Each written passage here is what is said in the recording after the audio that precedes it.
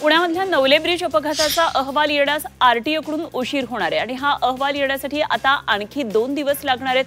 अपघात नेमके कशामुळे होत आहेत आणि हा अपघात कशामुळे झालाय करण्यासाठी हा अहवाल महत्त्वाचा असणार आहे। मात्र अपघातग्रस्त कंटेनरचा गिअर बॉक्स जळाल्याने तांत्रिक विश्लेषणामध्ये अडचणी येत आहेत।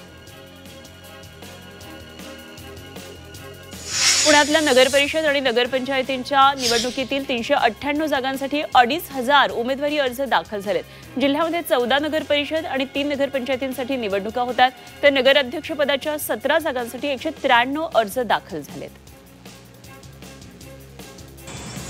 पुणे मुंबई मार्गावरच्या वारजे पुलाजवळ मोठा अपघात टळला। रात्री मुंबईच्या दिशेने जाणाऱ्या ट्रकवरच्या चालकाचं नियंत्रण सुटलं आणि ट्रकनं रस्त्याकडेच्या झाडाला जोरदार धडक दिली। यामध्ये चालक किरकोळ जखमी झाला। पुणे पोलिसांनी आगामी निवडणुकांच्या पार्श्वभूमीवर कायदा सुव्यवस्थेसाठी कोम्बिंग ऑपरेशन राबवलंय।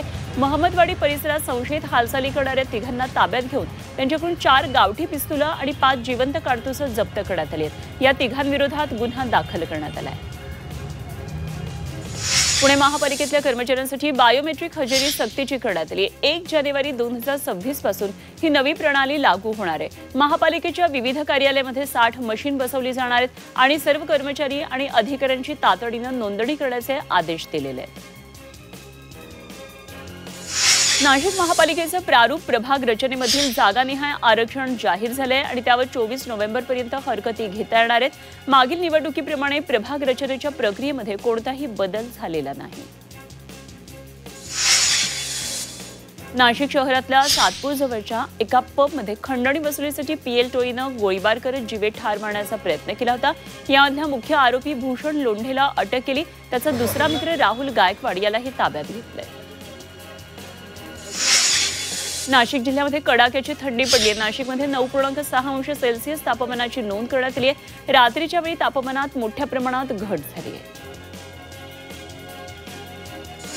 नाशिकच्या निफाड तालुक्यामध्ये बिबट्याचा मुक्त संचार पाहायला मिळतोय। तारुखैडले इथं नांदूर मधमेश्वर कालवा आणि त्यालगतच्या परिसरात रात्री बिबट्या फिरत असल्याचं आढळून आलंय। एका वाहन चालकानं मोबाईल कॅमेरामध्ये या बिबट्याची दृश्य चित्रित केली आहेत। या व्यक्तीनं गावातील सोशल मीडिया ग्रुपवर माहितीसाठी हा व्हिडिओ व्हायरल केला आहे।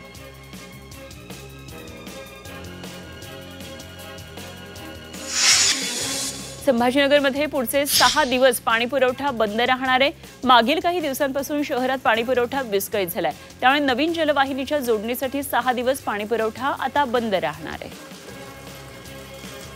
संभाजीनगर शहरात रस्ता रुंदीकरणाची मोहीम पुन्हा सुरू होणार आहे। शहरातल्या 10 रस्त्यांवरील अतिक्रमणं हटवण्याच्या पुढच्या टप्प्याला आता लवकरच सुरुवात करण्याचे आदेश मनपा आयुक्तांनी दिले। छत्रपती संभाजीनगर जिल्ह्यातल्या 6 नगरपरिषदा आणि 1 नगरपंचायतीच्या निवडणुकीची तयारी सुरू झाली आहे। सोमवारी अर्ज भरण्याची मुदत संपली आहे आणि 160 जागांसाठी तब्बल 1312 उमेदवार मैदानात उतरलेले आहेत। यातल्या किती जण माघार घेतील आणि किती मैदानात कायम राहतील हे 21 नोव्हेंबरला स्पष्ट होईल। 7 नगरपरिषदांमध्ये 160 नगरसेवक आणि 7 नगराध्यक्षपदासाठी ही निवडणूक होती आहे।